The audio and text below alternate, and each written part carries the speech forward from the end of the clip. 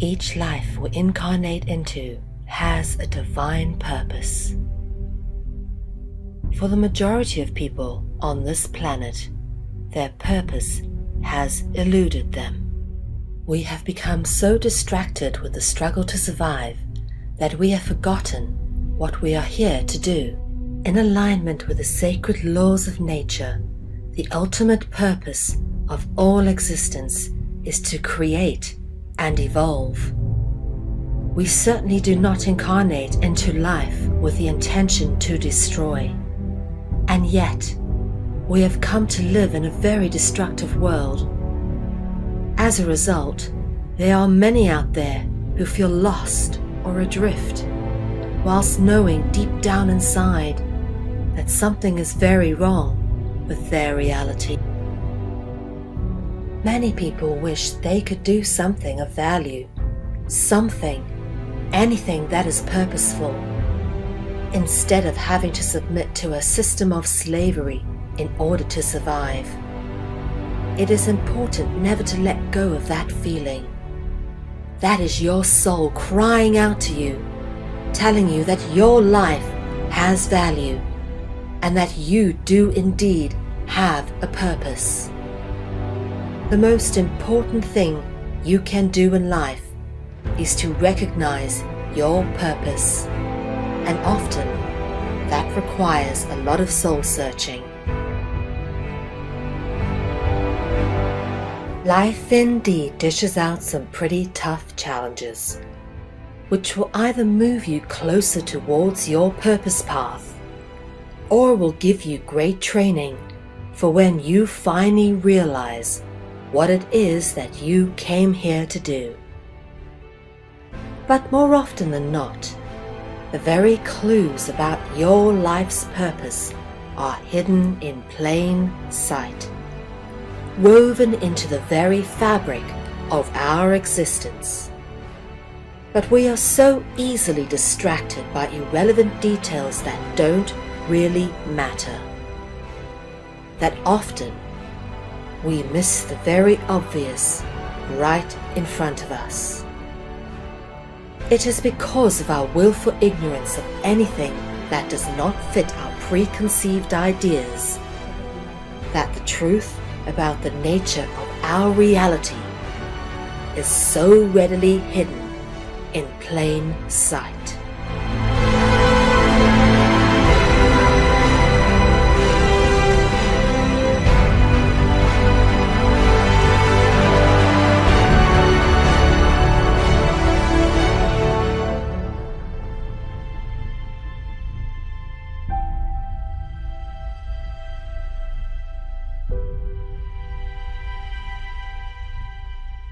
This is a very deep and personal journey, which has come to be expressed in many aspects throughout my life. This is not just an attempt to retell a bunch of research and pass it off as my own, for I am very grateful and openly acknowledge all the many wonderful people that I have been given the opportunity to work with and to learn from in order to get to the point where I've come to know what I now know. This is a journey I was always destined to go on, and likewise, how I have come to know this information forms as much a part of the story as the information itself. One, your life. Hello and good evening, everybody. I am the individual commonly known as Melvi, and this is Dragonology Season 2. So welcome to you. If you have tuned in from wherever in the world you may be, it is great to have you with us. Hopefully you have followed on Dragonology Season 1 and you kind of have a grasp of the information, because Season 2 is going to be a bit faster in pace. So for those of you who perhaps haven't been through Season 1, do yourselves a favor, go back and watch episodes 1 to 13. And for those of you who have, stick with us, because we're going to be picking up the speed a bit this season and definitely making headway into the world of Dragonology. So I guess just to be a little bit diligent, I suppose, for those who may perhaps be tuning in for the first time or perhaps have only seen a few episodes. I thought I'd give an idea straight down the line, you know, as to what Dragonology is. And it's a lot of different things because it can't really be defined by sort of one little, pardon me, I'm about to cough. It can't really be defined by sort of one subject or one little box or one little label. Dragonology really is quite a unique subject in the way that we've gone about approaching things. You know, you taught certain subjects in school and, you know, you learn, like, for example, certain things would fall under the subject of geography or certain areas of study would fall under the subject of history. Well, this kind of is an all-encompassing subject that deals with so many relative and relevant issues pertaining to our time, what is going on, personal journeys, the emancipation of humanity. And all of it ultimately is about discovering who we are, where we've come from, and the real story of our history. And so intrinsically, Dragonology encompasses all of that. And it's kind of been interesting to see how people responded to season 1, because I've had a lot of people come to me with many different descriptions of how they thought Dragonology fitted into the language that they understood. And I thought I'd share a few of those labels, and I'll give you the one that's mine at the end. But this is how it has been described to me by various other people. I've had one of our other broadcasters compare this course in Dragonology to a postgraduate level course in cultural anthropology. I've had someone else say to me it's like a neurolinguistics deprogramming course. Not neurolinguistic programming, but deprogramming. Another person has said to me it's an investigation into our hidden history, which is obvious. Very obviously, it's an exploration of the dragon cult, as stated in the introduction. One could say it's a deconstruction of language, symbolism, myth, and fairy tale to the origins of those things to find out what they really are, which, funny enough, has a common origin with our true history. So, you know, myth and fairy tale shouldn't be dismissed. But I'd say more relative to our reality and why it is so important to study the subject of Dragonology is it is an attempt to find clues as to the truth about the nature of our reality. So hopefully, if you haven't watched this before, I've got you a little bit intrigued, enough to stick with us through the rest of this episode, if not the rest of the series. Okay, so let's define a few things, some of the basics. What is reality?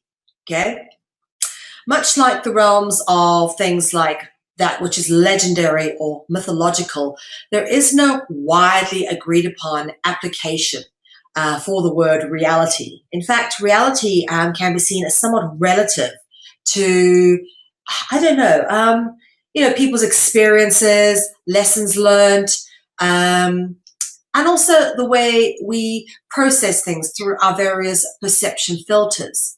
But there is one thing that is definitely very constant, and that the way in which we've been programmed is completely artificial. And we've been programmed into an artificial construct.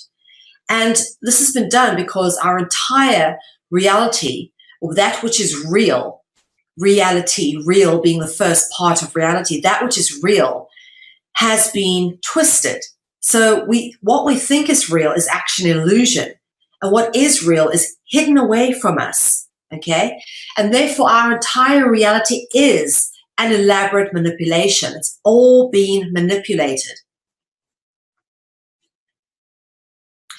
And Philip K. Dick, a wonderful author, some people said he was crazy, but he has come up with some pretty profound statements stating that reality is that which, when you stop believing in it, does not go away.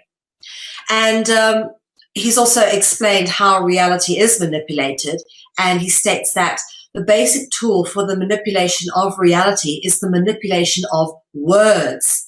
If you can control the meaning of words, you can control the people who must use those words. So it's all about words and language. If you think about this, even when you're not speaking or reading, perhaps just thinking in your head, you're thinking your thoughts in words. Sometimes you think out loud and you speak. What are you speaking? Words. You're not speaking a language you don't know in order to describe the thoughts in your head.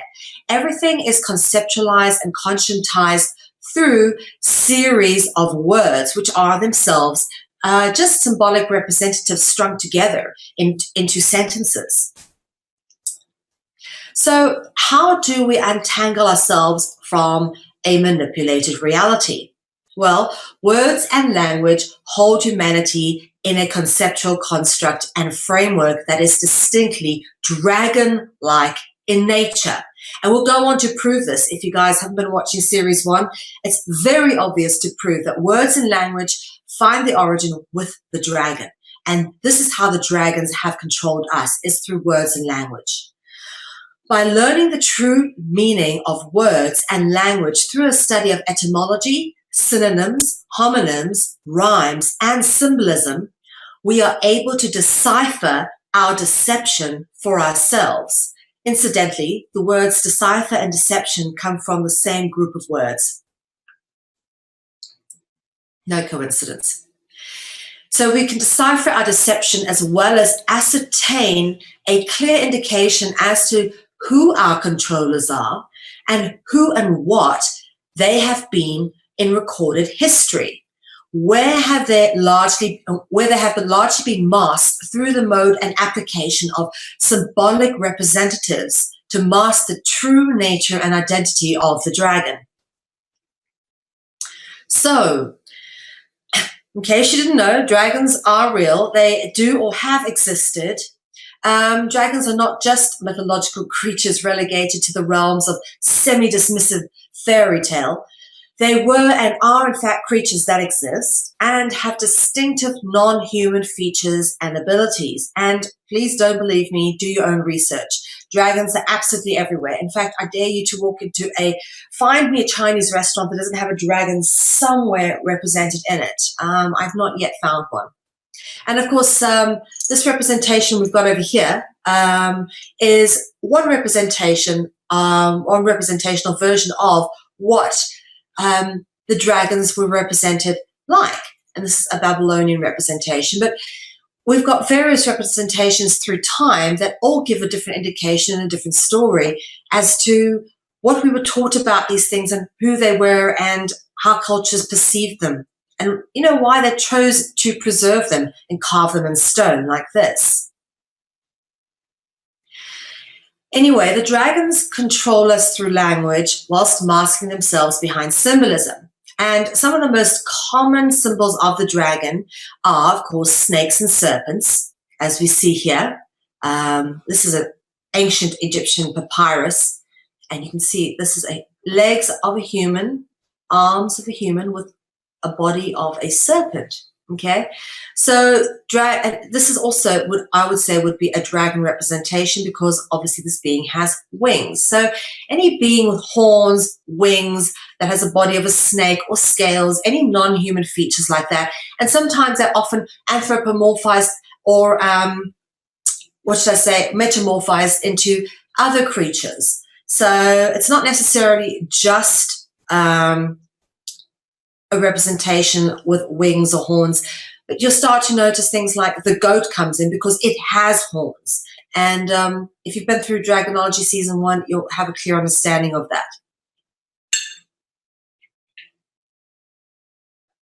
All right, symbolism. A symbol is a thing conventionally regarded as typifying, representing, or recalling something, especially an idea or quality. It may be a mark or character taken as conventional sign of some object, idea, function, or process. The purpose and application of a symbol is to substitute an object with its symbolic counterpart. Adoption and use of symbols is universal to all cultures and is primarily used as a mechanism of subterfuge in order to mask the existence of the dragon, whilst covertly worshipping it with symbolic expression. Now, a good example, of course, is the symbol of the heart, as shown over here. And it can be an organ in the body, but can also be a representation of love, passion, or romance. So a heart, for example, would be a symbol. And much like the heart is a symbol, language is composed of numerous symbolic expressions. For example, just the basic alphabet. Each individual character in the alphabet is a symbol in its own right. All language comprises of multi-layered symbolic expression, from individual characters to syllable groupings to much more occult meanings. Okay, and it says over here, language, system of conventional spoken or written symbols used by the people in a shared culture to communicate with each other. But so what is interesting to notice is that across a lot of these different cultures, you start seeing the same symbols because actually they all represent very much the same principle. And to give you an idea of like sort of the multi-layering of symbols, I should say, most people obviously don't know that the letter A, which is alpha, the first letter of the alphabet, is actually the representing symbol of this iconography, which is the all-seeing eye on the capstone, but it's raised. That is what it's meant to represent, all right? See, we're so taken in by that section here, but what we're not noticing is the open section, which is really the important bit, and that is being represented over there. It's all about distraction, you see. Anyway, I'm not going to go through all of this. For those who have been following season 1, this will be familiar to you.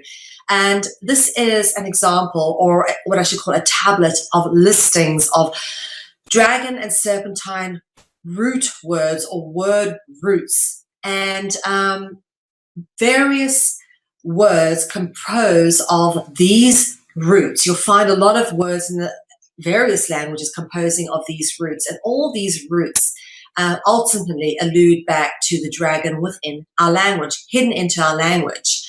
And we're going to go through a few of those tonight, but some of the most obvious ones that we always bring, I suppose, attention to, because it's important to know, is, of course, the OR is the most common root, and tonight we'll be dealing with the OPH, Offie, okay? And you can kind of see that goes on into each other. The PHA goes into fanes, and then into fairy, fury, and we'll get on to this a bit more. So much like there are, as we say, symbols within language that actually represent other things, like, for example, Offie represents a serpent, or Kula represents a serpent, or, for example, Dracula represents a serpent, a vampire. Individual little root words represent something else and alludes to the dragon, although most of us don't think of it as the dragon. It's very obvious as to what, for example, Dracula was when you start dissecting the etymology of his name. But what is very interesting is to look at how symbolism has evolved over time in language. And when I lived in London, this was something I came across quite often, was something called Cockney rhyming slang. And you heard this quite a bit on things like EastEnders, or, sort of the very British programs on TV. And they used like rhymes to mask what they would actually be saying. For example, people would say, let's have a butcher's. And you go, let's have a butcher's. Now, when I arrived in London, I was saying, well, what do you mean, let's have a butcher's? What they're actually saying is, let's have a look. Because what look rhymes with is hook. And what they would actually be saying is, let's have a butcher's hook. In other words, let's have a look. Another example of this is, I'm going up the apples and pears. And, if you don't understand it, you're going, what? You're going up the apples and pears? But what it means is, I'm going up the stairs. The stairs and pears rhyme with each other. Or, I don't Adam and Eve it. In other words, I don't believe it. Okay, Adam and Eve it. Basically, I don't believe it. You should always agree with your trouble and strife, which is quite funny. But trouble and strife, obviously, being a replacement for wife. And going to bring around the Salvador Dali. I won't even tell you what that one was, but when we were living in London, we used to call people up to come and deliver the Salvador Dali. And if anyone can work that out, you can let me know. Anyway, slang. Just wanted to point this out here. Cockney rhyming slang, very commonly known in England. These are very good indications of them. So slang, my mother always told me that slang means sloppy language, okay, slang. And I found this over here. What is slang? Slang is informal language as opposed to standard English.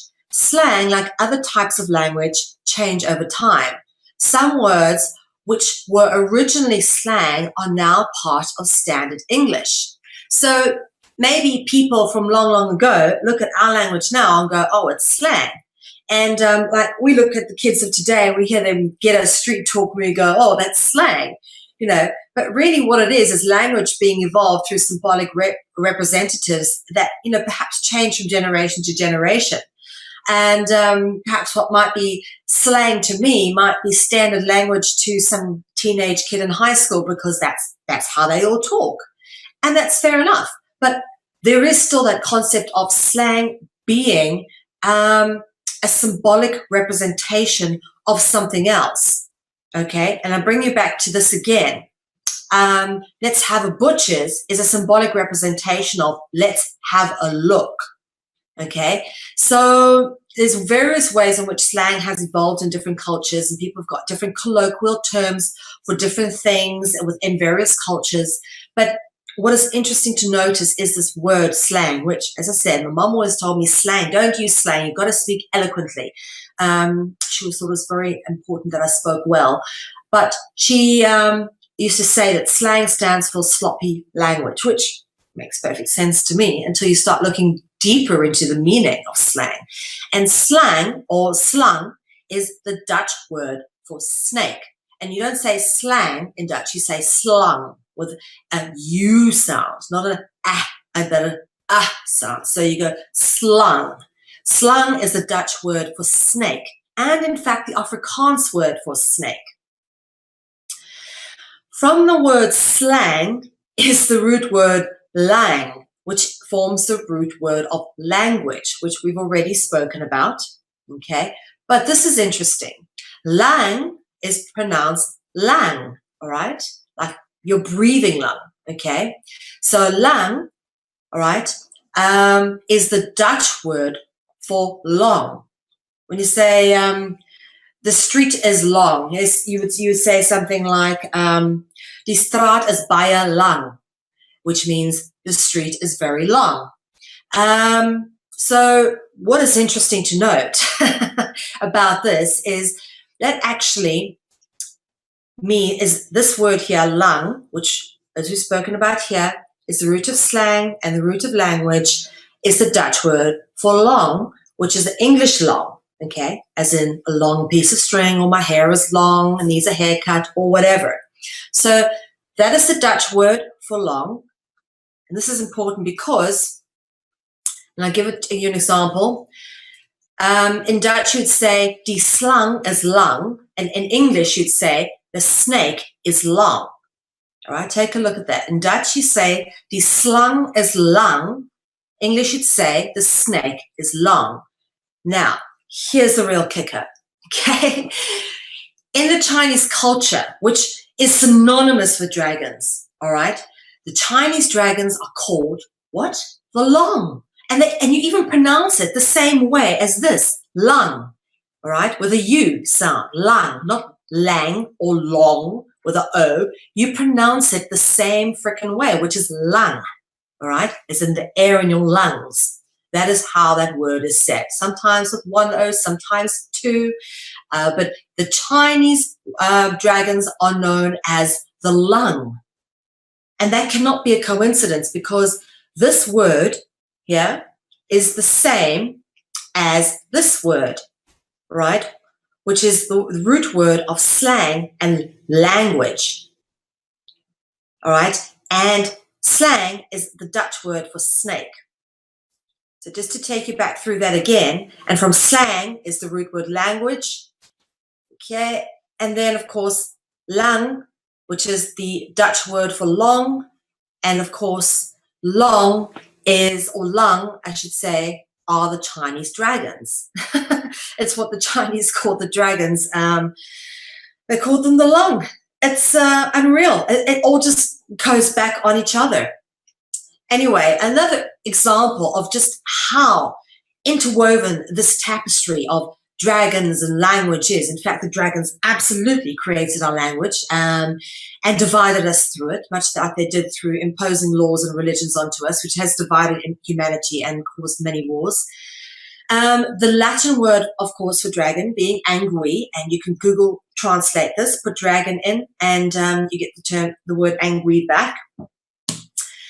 And angui, of course, is the root of anguish, the English word anguish, anger, and angel. For those who watch Dragonology, this isn't new, just doing a bit of revision. We are going somewhere with this. So again, much like the word slang, referencing a symbolic way to talk about English, represents a serpent in other language, the word slang being a snake in Dutch. So we have the same situation here. The Dutch word for angel is engel, and the Dutch word for English is engels. So again, as we know, angels are dragons. If you haven't watched Dragonology 1, go check it out. But angels and dragons are very much the same thing. So what we're saying basically is the same thing here, is that the language comes from the angels or the dragons. Very much seen because in Dutch, the word for angel is the same as the word for English. Now, I beg your pardon. Angels and dragons are very much the same creatures. Very much indeed. Cannot be denied. The evidence is there. Funny enough, I was interviewed by Dr. Rima LeBeau on her show that she hosts on Conscious Consumer Network on Monday. And although she doesn't know much about dragons, she's had some interesting anecdotal experiences, which she spoke about. But the very last comment she made was, she said that although she didn't know much about them, she said that dragons have a reputation for being able to put a glamour on things.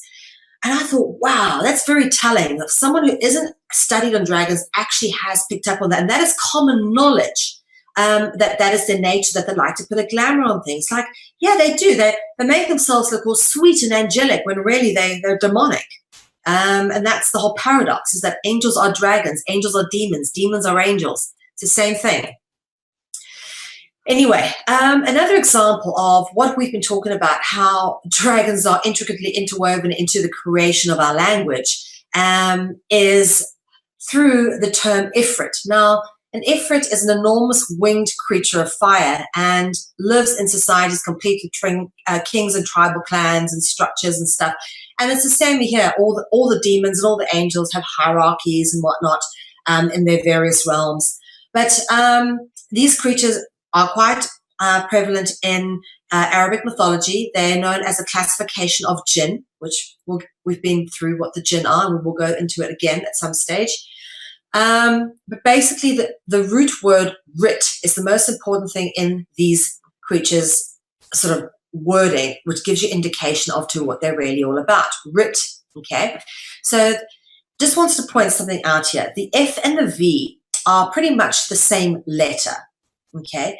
For example, in the Dutch language, the V sound is said like an F sound. All right. There is no, the V is actually in Dutch is actually a W.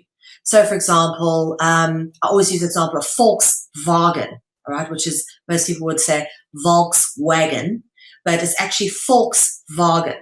All right, because the V is pronounced as an F in the Germanic and Dutch languages. So V and F are literally the same word. So the Ifrit, which we spoke about here, which are these sort of dragon demon-like creatures that come up in Arabic mythology, is similar to this word Ivrit, which we'll get into in a second. Now, I want to bring attention to the rit root, which turns up in right, okay, as in your human rights or your right hand, for example.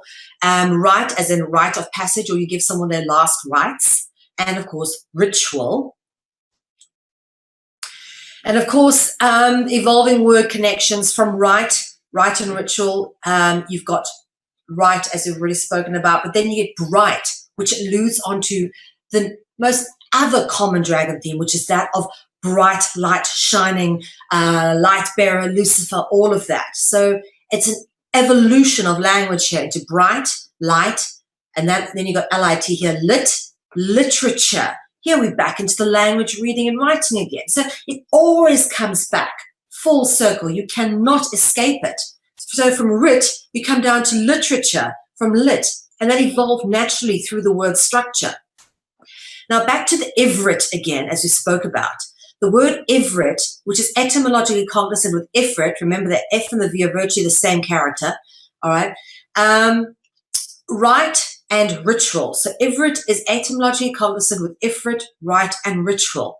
What is ivrit? Ivrit is the Hebrew language, all right? When you speak to a Hebrew person or Jewish person about learning Hebrew, they'll talk about learning ivrit, all right? So it's not just any language we're talking about being named after winged demonic or angelic entities, all right? We've got the English language, we've got the Hebrew language. Hell, we've even got what we call slang. And it's not a coincidence that all these words, ivrit, meaning the Hebrew language, English, coming from the angels, and slang, meaning snake. And then we start breaking that word down. Very interesting stuff, all intricately interwoven into the tapestry that creates our reality. Who controls our reality matrix? Those who created and control the language. And who creates and control the language? Well, we just need to look at the names of the language to understand who they are. The evidence is all there. Okay, so apart from writing words and language, we also speak words and language. This is very interesting because this gets into some interesting territory. In French, the word for to speak is parler, all right? Parler. We've spoken about this one before. You know, when you get caught on a pirate ship, you declare the law of parler, which means you get the right to speak to the captain before they make you walk the plank or cut your head off or, you know, feed you to whatever. But the word parler is etymologically cognizant with both the Dutch and English words for pearl, all right? And pearl is symbolic of word. That is what pearl actually is, word. So what parler here is to speak, okay? And in allegory, pearl is symbolic of a word. Think about this, pearls of wisdom. What are you talking about? I was imparted with some pearls of wisdom. We're talking about I was imparted with words of wisdom, all right? If you look at these well-known sort of sayings that we have, it's all there. Pearls in that term, pearls of wisdom, represents the word words. You're imparted with words of wisdom. And what's interesting to note is that parler is very similar to both the Dutch and English spellings for pearl. Here we've got parel, and that's very similar to parler. You just had to put the E on the end, and then you've got parler. And here as well, same thing. You just had to move the E to the end, and you've got parler, all right? And of course, pearls and dragons are inextricably linked. You just cannot get around this factor. You always see dragons clutching claws. Often you see them standing on a ball or chasing after pearls, or there's a Chinese legend about the dragon pearls. There's a lot of interesting stuff. Pearls and balls, they seem to be obsessed with these orbs, always chasing them. You can see how this dragon's going after this ball, both of them facing towards the ball going up. And this is not just any dragon depiction. This is the 9-dragon wall in the Imperial Palace in China in the garden. And there's actually 9 orbs here, one for each dragon. I'm just going to have a look and see if you can find them. There are apparently 9 races of dragon, 9 races of lung, who seeded the emperors and races of the world, supposedly. And they represented here that the different color dragons obviously represent different races of dragons. And of course, back to the word parler again. Parler, of course, forms the root of parliament, all right? And parler obviously comes from the serpent root word pala. We speak a lot about the serpent root triad, 3 that we group together, which is pala, para, and pio, all right? Pala, obviously, being the Sanskrit word for king, which is interesting to note. So the Pala root, obviously, is the root of palace, which is where kings live. And we start to get into the sort of the proof. Some of this is going to be covered territory for people who have been through this, but we are going to be pointing out even more evidence that ties into this in just a second. So bear with us if this is old news to you. Anyway, the basilisk means the king of serpents. And the Greek word basileus means king or ruler. The words basileus and basilisk are very, very similar. Okay, and they cannot be ignored just how similar they are, and that's for a reason. And it's not by coincidence, because this happens in so many languages that we have this similarity going on. For example, the term Kaiser, also referencing a ruler, an emperor, a king, or whatever, just another fancy word for it. We've been through this, the Kai or car term. We went through it intensively in the last series of Dragonology. But Ka is king or angel, or Kai from the stars. Sir, okay, serpent or Tsar, as in that's not Sir or Tsar, if it's Kaisar, right? Zari, angel, alien or foreigner. Zao, light. Soros, which Zao or Sao, which is the root of Soros, which is a Latin for lizard. In Hebrew, Zohar, shine, or Zora, meaning Venus. Okay, that's the Hebrew representatives. So there's why I brought these in here is because that's what these words have evolved into as well. And I've gone through this intensively in other Dragonologies, but just to give you an idea of what the various syllables of Kaiser, where they're rooted clearly, is very interesting. And then, of course, Kaiser is an evolution of Caesar. And Caesar is the title given to the ruler of Rome. And the emperor or the Caesar is actually much higher than a king. I don't know if anybody knows that, but emperor or Caesar is far higher than a king. Kings are quite low ranking compared to them. So the Caesar is a title given to the ruler of Rome and originates with Kaiser. Now, emperor is an interesting word because emperor contains two distinct dragon etymological roots. People can argue that it's two or one, depending on how you want to do it. There is a word called Peor, which would be P-E-O-R. So you could even take that R off there and put the O-R on the end of there. It would be the serpent word Peor. We've even got a deity called Baal Peor, spelled that exact same way. Peor is a very common serpent root, but this seems to have two, because you can actually even use just the plain P-E-R as one serpent root very commonly, and also the O-R, which is the most common serpent root. So you've got per or in emperor, all right? So two dragon roots, because the emperor is much higher than the king. So it can't just be one dragon root, it must be two. Always say the more dragon roots are in a word, the more important it is. All right, monarch.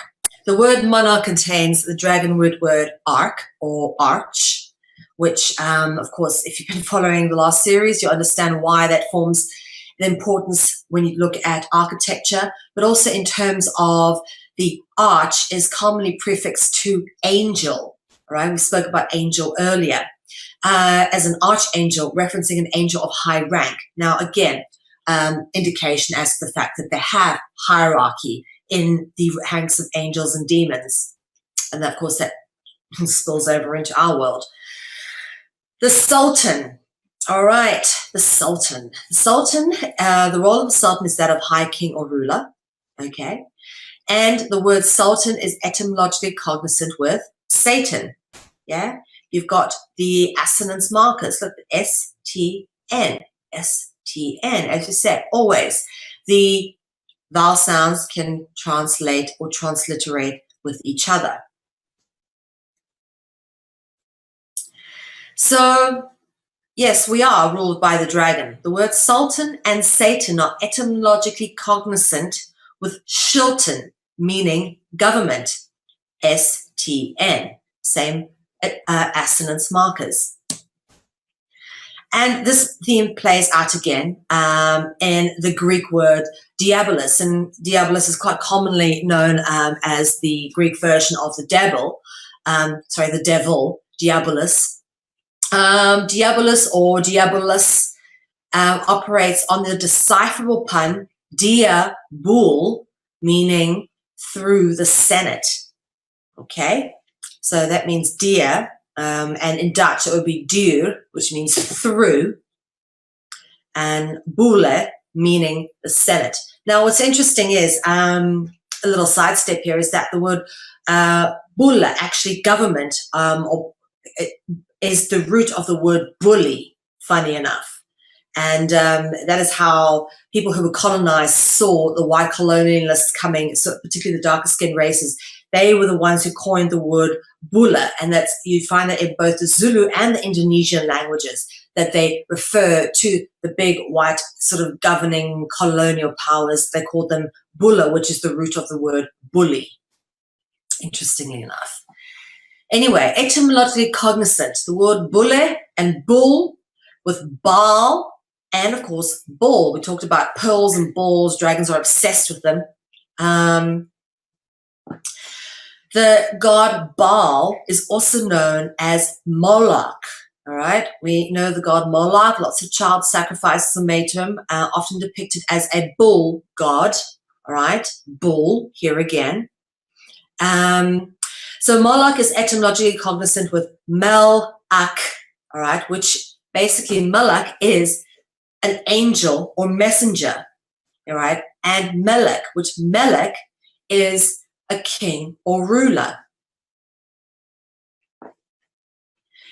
And just before I carry on there, again, what I'm just pointing out here is how all these things tie in together, how you always have the references to these dragon, bull, angelic, demon, godlike beings, the words being similar to those of the kings and rulers, which are people that are on our planet that we know commonly in our world.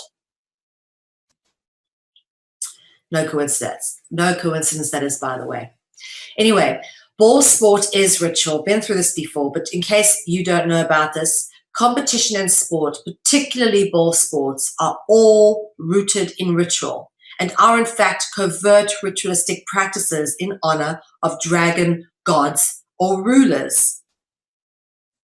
And this is a fact because you just have to, for example, football was invented by Freemasons, and you just have to look at the numbers in baseball to see how interesting those numbers tie in with the occult mysteries. In fact, all ball sport is ritual, and the Olympics, being the first sort of competition in sport, was in fact a religious ceremony dedicated to the god Zeus. Fact: government is an agency of the devil, ruled by the angelic dragon bloodline, which is epitomized through war and division. The division of man has happened via the mode and application of language, religion, and contract. We'll get into this now. This gets interesting.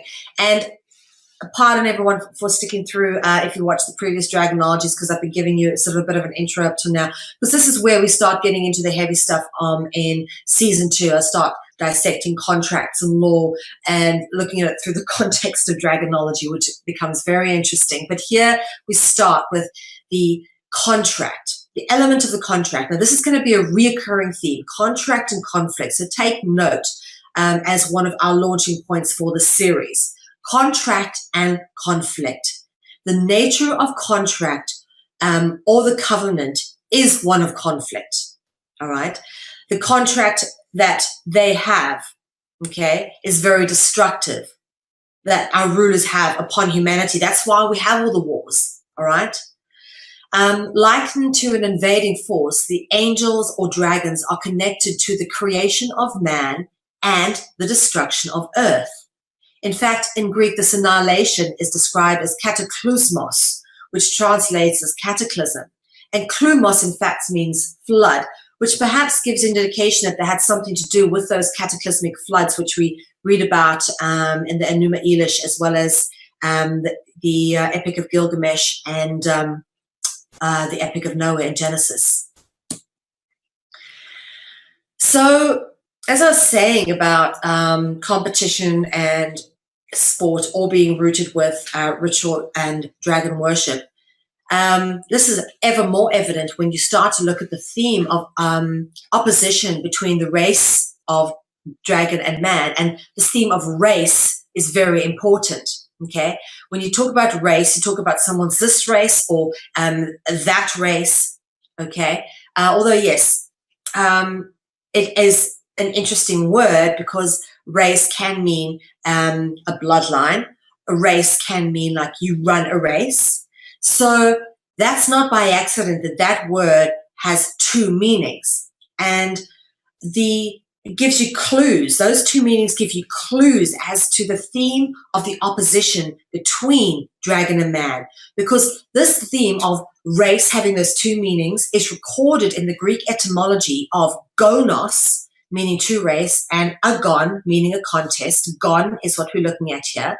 And gon obviously being the root of dragon, all right? And gon obviously comes from from generation, Genesis, genes, to, again, genes, genetics, which comes from jinn, and then the jinn, which is malevolent dragons or demons or angels, whatever you want to call them. So this is respectively represented in English as, for example, we're speaking about here, race as a contest or race as bloodline, all right? So here the gon is represented as race as bloodline, and here in its forms of gonos and agon, it's represented as a race or contest. But the same root appears, all right? So very interesting.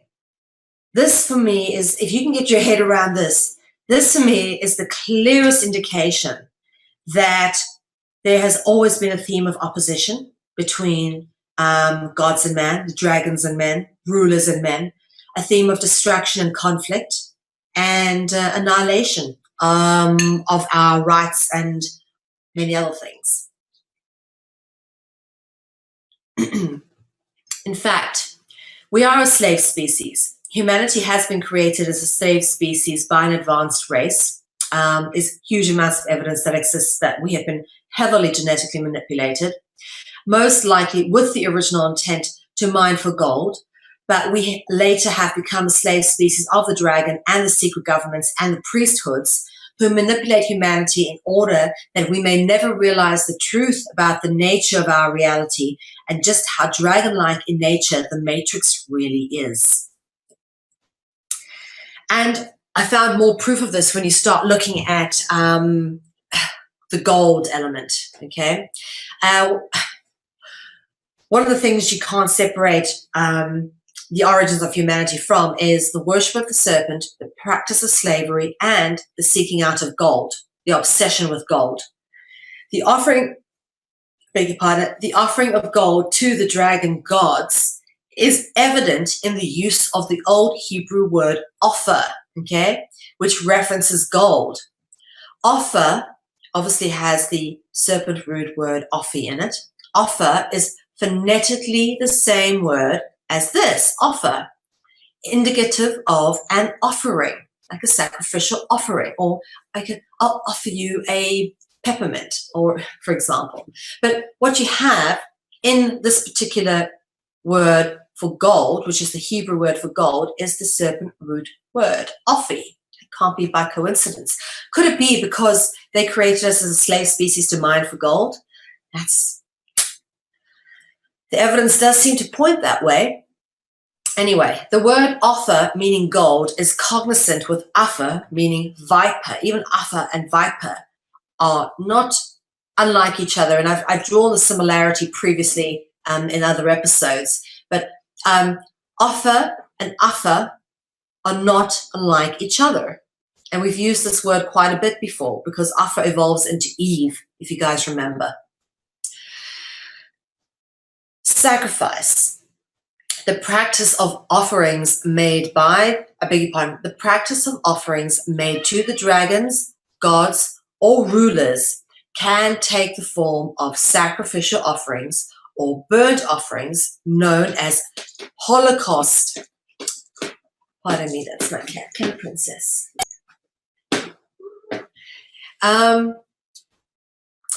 Basically, the whole premise of these beings, gods, dragons, whatever you want to call them, is sacrifice. It is using our energetic, energetic manipulation, getting us to surrender our free will, our sacred labor.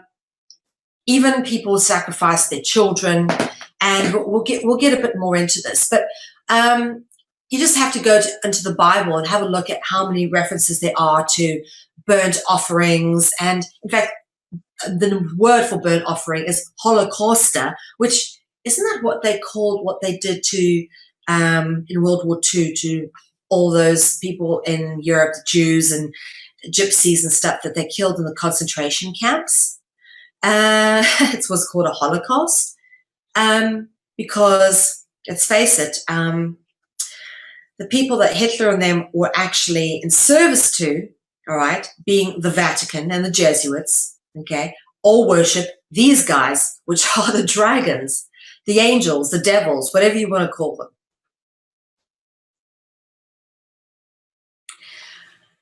Went through this in the last episodes of season 1, but just a refresher for you guys, that the concepts or the symbols of the boat or the ship or ferry, which is similar to, fairy with wings, and that's not by coincidence, that those words are etymologically cognizant or very similar, is because the symbol of a boat, ship, or ferry is representative of the royal angelic dragon bloodline.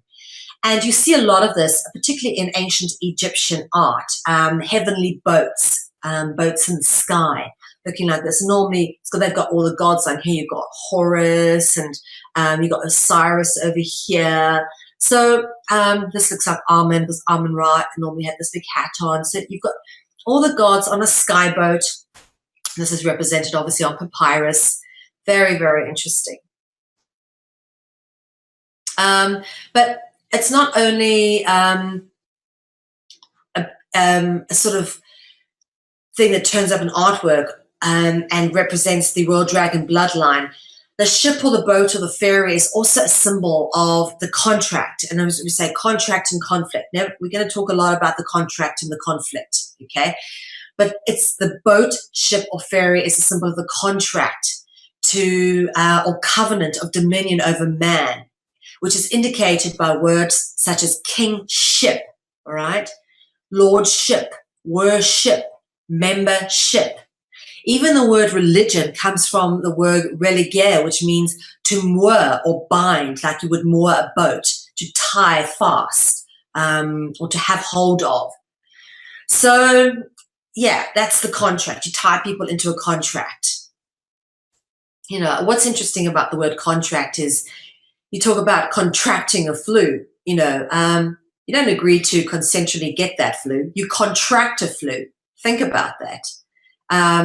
Contract is conflict. It's not done by consent necessarily, because the whole premise of contract is always to initiate conflict. So we're talking about the boats being symbols of angelic dragon bloodline, and of course it's no different when you start looking at where they turn up interestingly and prominently through various stories. The biblical story of Noah is a clear indication of how the boat or the ark, similar to arch, which is a dragon root word, is used to represent the royal angelic dragon bloodline. And clues in the film Noah, if you haven't seen it, do check it out with Russell Crowe. He doesn't do a half bad job of it. The dragon serpentine bloodline referenced in this film, the film of Noah, and it's referenced by passing of a snake skin, which gets wrapped around the arm. If I remember correctly, they slipped the top of it over a finger and then wrapped it around the arm. And this particular picture shows Lamech passing on the snake skin, sorry, pardon the spelling, passing on the snake skin to Noah, but then pass it on to his son at the end of the film. So what you're looking at here is representative of passing down the dragon bloodline, right? Very symbolic, the wrapping the snakeskin around the arm, and then this is passed from one son to the next, intergenerational. Very interesting. Okay, and again, as if the boat wasn't enough to show who Noah was because of the symbol that the boats and ships represent, then very much this particular wrapping of the snakeskin around the arm is very symbolically representative. Now, much like a boat is symbolic of the royal dragon bloodline, so is the manger, all right? The fact that Jesus was said to have been placed in a manger alludes to the fact that Jesus was, in fact, of the royal angelic dragon bloodline. The word manger is cognizant with the European root mander, which is the root of commander, all right? So ruler, commander, same sort of king, the king commands and rules. That language all fits together, same theming. All right. Now, the other theme, much like the boat, ship, ferry, or manger, the basket also represents the angelic royal dragon bloodline. We think about the story of Moses being placed in a basket and floated down the river and found by the pharaohs. Moses was, in fact, Pharaoh Tutmos III. Provable fact. Do your research. So he was royalty if he was a pharaoh. And in fact, in the name Pharaoh, you've got the para root, P-A-R-A, the para root. So, yeah, and also the word Moses fits into Tutmos. Yeah. Very interesting. So, baskets, offering, and sacrifice. Sacrificial offerings were often made to the gods, dragons, or rulers, and they were often made in baskets. Baskets, of course, very symbolic, much like the manger, much like the boat, vessel for carrying. A sacrifice of the first fruits of spring were offered to the gods in a basket called a teen, T-E-N-E. This offering is symbolic of sacrificing of the firstborn child. Okay, so there's a lot of this theme of the firstborn children being sacrificed in various points in the Bible. And often this is tradition. When the springtime comes, the first fruits are collected and offered to the gods, either in atonement or as a thank you for the good harvest. So what's interesting is the purpose of sacrificial offering is to make the gods or dragons manifest and to please the gods. And this is a Greek character of a human sacrifice. I mean, this stuff has been going on forever. In every culture across the world, you'll find human sacrifice to the gods going on. It's a very specific thing. I mean, you don't just find people hacking each other for sacrifices on the roads every day. No, this is a very specific, very sacred ceremony. And in fact, whole campaigns of war are composed in order to have mass sacrificial rituals to these dragon gods. That's what they want. They want war. What's interesting to note, and I'm just going to go back here, is to this, what we talked about here, a sacrifice of the first fruits. First fruits, we're going to focus on that, okay? Because we've been through this quite a bit in the last series of Dragonology, and that is that fruits and plants are just littered with dragon etymology. In fact, all the fruits and things that I eat, the most commonly available fruits all have serpent root words in them.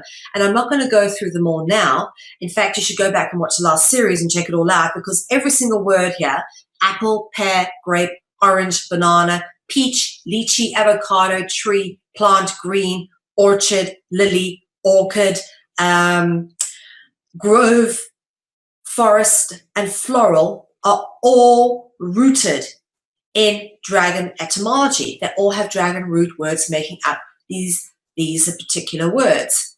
Okay, fruits is a huge thing. You think about forbidden fruits in the Garden of Eden. Why is fruit so important? Okay, now this gets interesting, because remember the fruit, the basket of fruits, okay, over here, a sacrifice of the first fruits were offered to the gods in a basket called a teen, right? So we're looking at this basket here of fruits, a teen. Let's have a look at this. The basket known as a teen, which which bears the first fruits for offering, is cognizant with the number 10. Well, of course it is. It's got 10 over there, which is indicative of the 10% of income traditionally given to the church. We're talking about tithes, all right? Tithes, obviously, being 10. That tithes is supposed to be a word for 10 or 10%. And tithes and offering. Honor the Lord with your capital and sufficiency and with the first fruits of all your income. Can't believe it. It's there. First fruits from Proverbs 3:9. Okay? So it's all in the Bible. It's telling you sacrifice, taxes, the harnessing of our energetic currency, enslavement, vampiring off us through taxation. This is part of the covenant, the contract that we talk about, that I will go on to talk about. Taxation, okay? The concept of taxation is nothing more than ritual offerings of the fruits of your sacred labor. Take that in, folks. That is important. That's an important concept to get your head around, okay? And go back and watch what I've just been explaining to you to understand how this all ties in ritualistically, all right? Taxation is ritual offering, all right? It's been put into the syntagma, the contract, from the very beginning to harness our energetic potential. Anyway, why so much fruit allegory? And this gets interesting because it is a hell of a lot of fruit allegory, all right, where you talk about the first fruits here of your income, and of course all of these dragon etymology being the root of so many different fruit. So interesting. Why so much fruit allegory? Well, in Old Arabic, there are no words for good and bad. The closest term is ripe and unripe, okay? Unripe being the equivalent of evil, and unripe being represented as green. Of course, that's an unripe banana. That would be a ripe banana. Which is interesting because Osiris, the Egyptian god, is depicted as green, as is the pagan icon known as the Green Man, which is a deity of nature and rebirth, and depicted with vegetation sprouting from its face and its body, which often turns up in the sculptures of old churches. Lots of this kind of thing turning up in Roslyn Chapel, I beg your pardon. And of course, this evolved into Robin Goodfellow, as you can see, a nature deity or sprite, which became known as the character of Puck in A Midsummer Night's Dream, and then evolved further literature into Robin Hood, and of course the Archangel Gabriel, who's also always depicted in green. And then El-Qadir, which is the Arabic figure that a mystical figure described in the Quran as a servant of God possessing great wisdom and knowledge, often depicted on a fish, of course he is, and a halo surrounding his head, always dressed in green. And Al-Qadir gives name to Al-Qadi, which means a contract, and Al-Qaeda, which is a CIA-funded terrorist group. Sell. All right. Now, here's another basket. We're going back to the baskets here. Sell references a basket made of twigs, especially for bread. All right.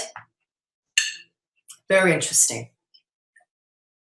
Sal also conforms with the Latin root for salt, right? Very easy to see. Sal fits into the word salt. Now, salt, it's quite a common everyday thing and quite a specific thing. You can't mistake salt for anything else. So let's get into why the salt is important. And for those who have been following my work for a number of years, know I always talk about the covenant of salt. And here is why the covenant of salt plays into this. I beg your pardon. Salt is a symbol of the divine covenant or contract of the angelic or dragon bloodline's dominion over earth. All right? Get that. Salt is a symbol of the divine covenant. Salt is a symbol of the contract. We're talking about the contract. This is what I'm referencing. The covenant, the contract, the symbol of dominion over earth by the gods, the dragons, the Anunnaki, the angels, the jinn, whoever you want to call them, the reptilians, the Chituri. Anyway, another word for salt. We spoke earlier about Malak. Obviously, Malak is the Hebrew for angel or messenger. Melek, meaning ruler. But look, when you mix them around, the E and the A. So for the E from Melek and the A from Malak, you get the word salt. So that's why the word salt starts to become important. But the allegory goes further, and we'll show you why.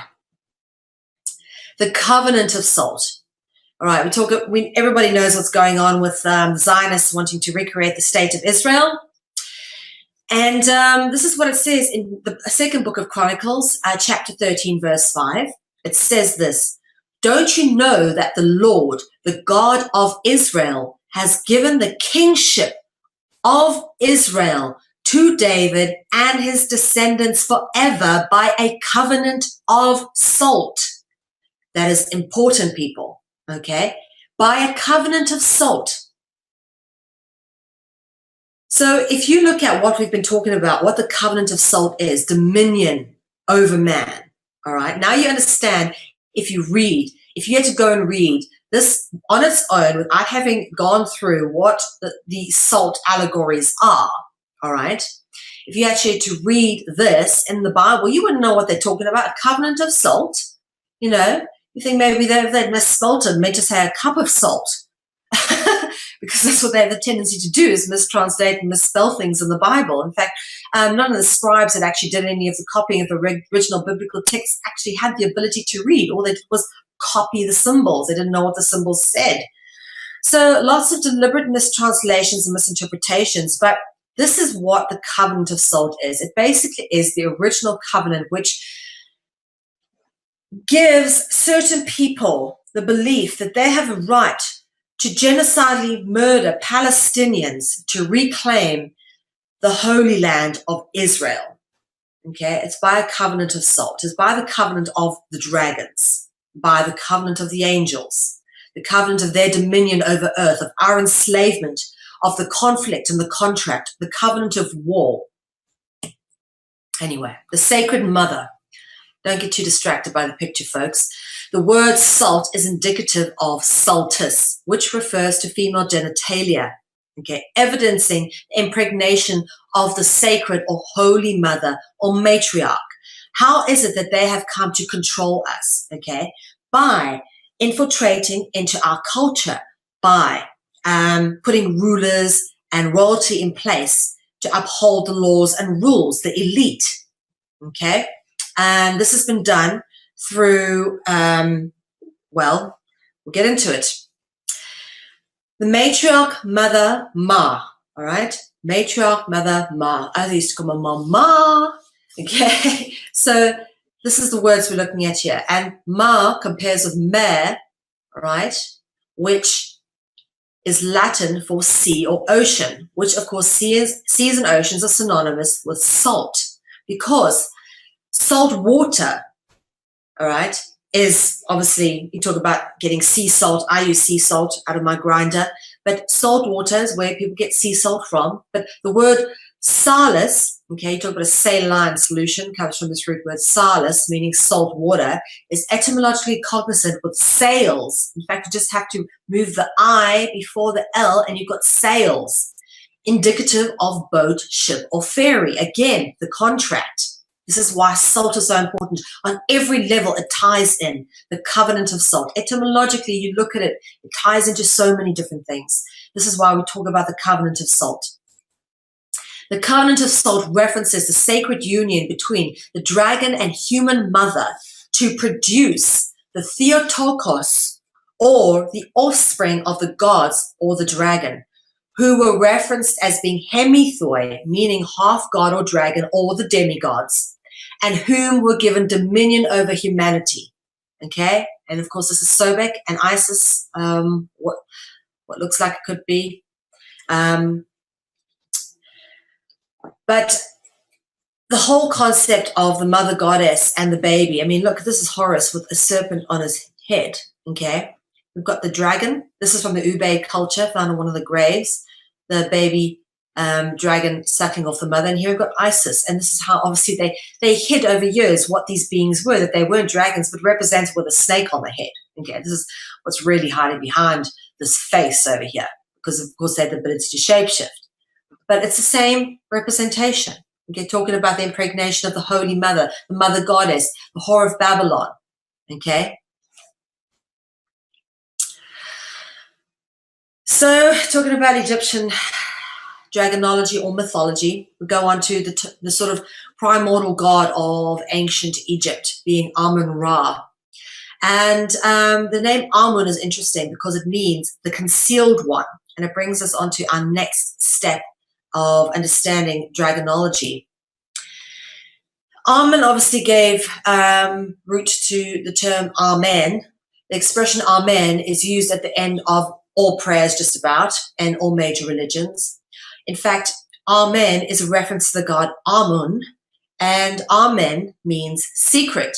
What's very interesting is the very last word in the Bible is what? Amen, meaning secret. So you read the whole thing and you get to the end and the last word is secret. So there's still secrets to learn, you see. It's telling you. They're not hiding these facts from you. They're saying you've got to dig deeper. So the Amorites, an interesting group of people that came out of Babylon, are said to be the worshippers of Amun, okay, also known as the Amori. Now, the whole concept of sex being tied into ritual is evident here because the evolution of the term Amori to the French interpretation references passion or love, okay, which is indicative of the practice of ritual sex performed as part of the rituals dedicated to Amun. And in Babylon, the worship of Amun and the Amorite cult were actually the founders of the first dynasty in Babylon. Okay, and this is ruins of Babylon which are uncovered, and you can see some of the dragons that they have carved onto the walls here. Okay, but yeah, 1900s, ruins of Babylon. Hammurabi, interesting. Hammurabi was the first king of Babylon, installed by these guys, the first dynasty, who were all worshippers of the cult of Amun. Okay, Hammurabi, okay, installed the code of law, the first code of law, which came out of Babylon, okay, which is known as the Code of Hammurabi. And this was used to govern over man. And the Babylonian business code has been in effect ever since, turning us into tradable entities that they can vampire off. Anyway, law of the gods. The Code of Hammurabi was given to Hammurabi by the sun god Shamash. Here's a depiction of Shamash, which you can see with wings on him, okay, and horns, giving the Code of Hammurabi to Hammurabi. Interesting. So much like Moses was given the Code of Law by the gods on Mount Sinai, same thing here. The symbol of Shamash, okay, the symbol representing Shamash is very similar to many other solar deities, okay, and the Babylonian culture pretty much came before all others and was kind of sort of parallel, synchronous at the time of the Egyptian culture. Zoroaster, obviously, which came after the Babylonian culture. Now have a look at this. See the symbol we've got here? Very similar to the one you see in the Zoroastrian culture, which is Persia. All right, we spoke about Persia quite a bit. That's Zoroasterism, and Zoroaster, obviously, the deity of Zoroasterism. And then, of course, the winged solar deities repeat themselves to various cultures all over the world. You keep seeing this kind of thing coming up all over the show, like a disc with wings. Sometimes they've got a being in them. Here we go again. Mesopotamia. This is a cylinder seal printed onto a clay tablet, rolled across. You see winged beings here again. And what do we have here? A solar disc with wings and a little being in it.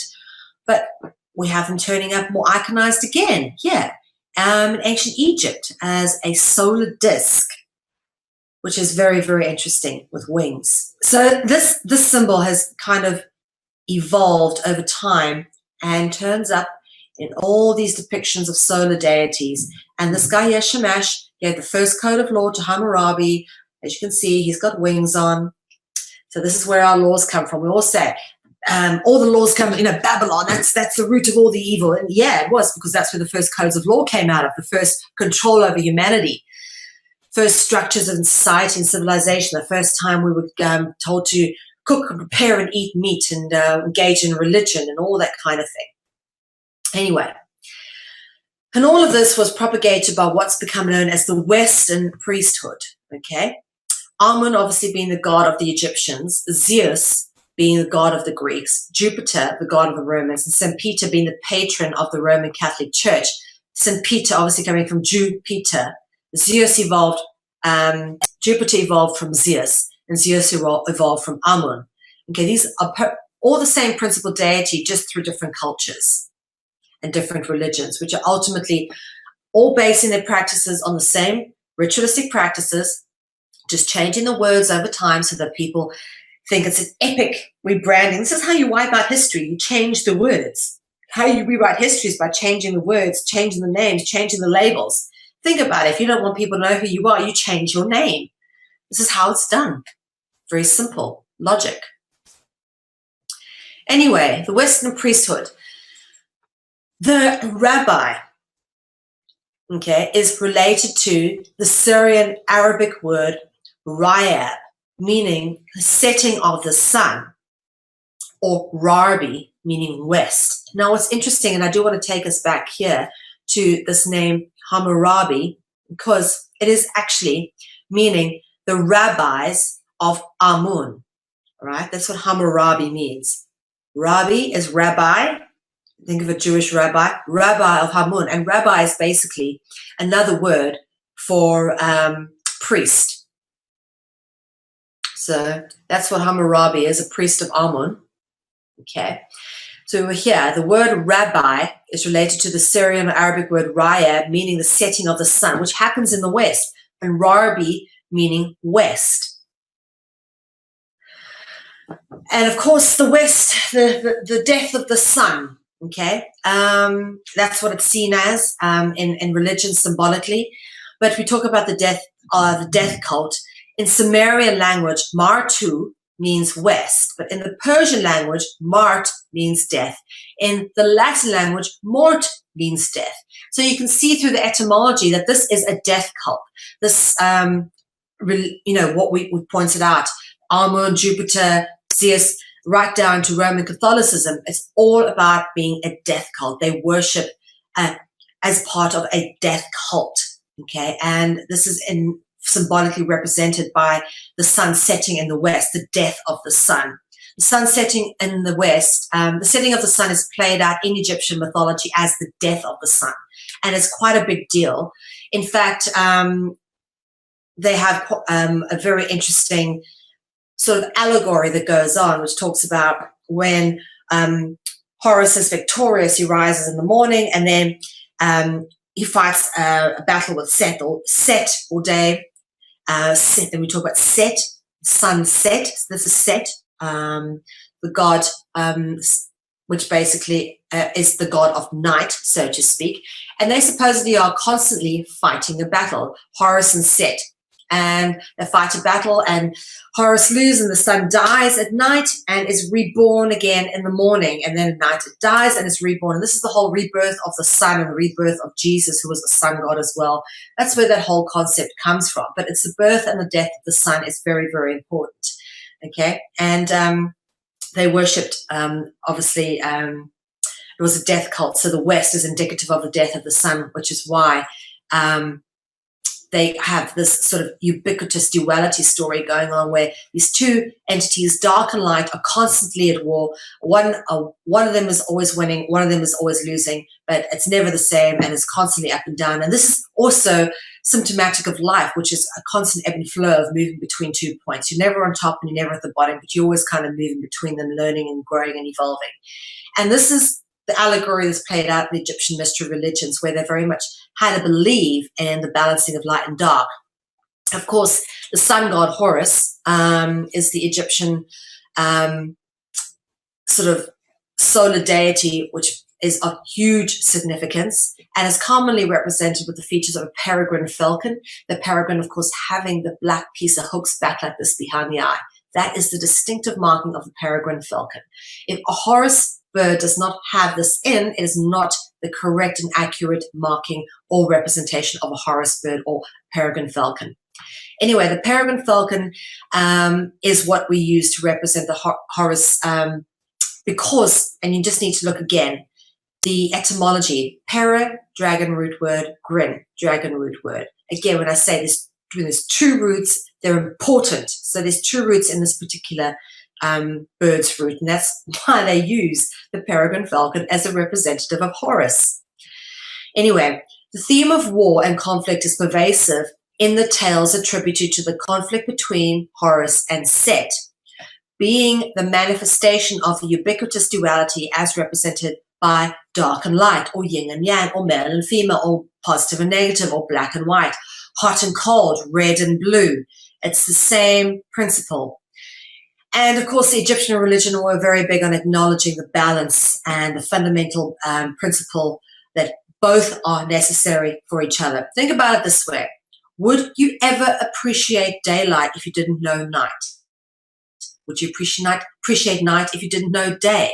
You need both. You need to sleep. You need to get up during the day, or some people work during the day or sleep during the day and get up at night. But either way, we have evolved with this functionality of you finding purpose within both dark and light. And this was an acknowledgement of the Egyptian mystery religions. Now, what modern day religion has done is basically taught us to look at the dark as unimportant, to push it over there and only focus on that which they tell you is the light, but is a false light. Instead of accepting and appreciating that all things serve its purpose and that even the darkness is anchored here perhaps to evolve humanity. And on that note, we'll go on to the next point, which is war, all right? Dark and light. Obviously, the darker side of that would be war. The sacred covenant or covenant of salt is a contract of conflict and destruction. All right.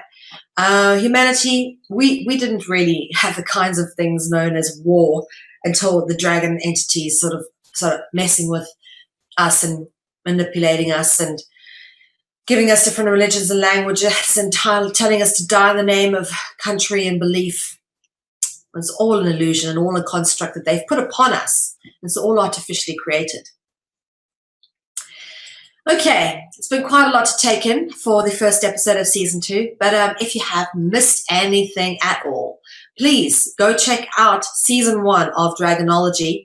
And that is all available in high definition to download from effiemarket.com.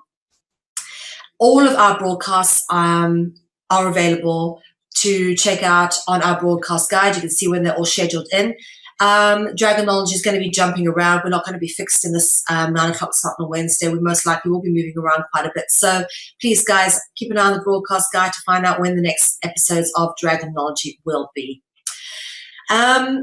Obviously, it takes quite a bit of money to run the Conscious Consumer Network support network that we have for the alternative media. If you guys can in any way help contribute towards the cost of running this network, it is $60,000 a year to keep this network running, which is only a fraction of the cost of what it would cost for a mainstream media channel to run. In fact, that's what they burn through in a couple of hours on production. So we do a pretty good job of running an entire network with over 25 different broadcasters in multiple languages from all over the world, bringing great and empowering information. Please, guys, do donate to our network support fund. Help us keep this network on the air so that we can actually have a platform like this to put out shows like Dragonology.